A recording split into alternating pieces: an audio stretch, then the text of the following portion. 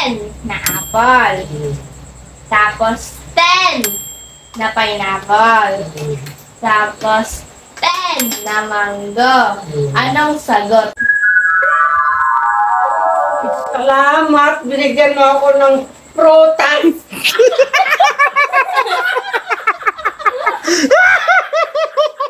Ano? Tama yung sagot. Ano ang sagot?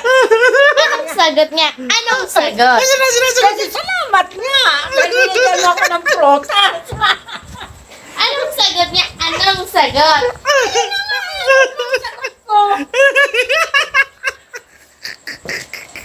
Kim. Ikaw ba naman eh? Bigyan mo ng prutas eh. Ano sasabihin mo? Thank you!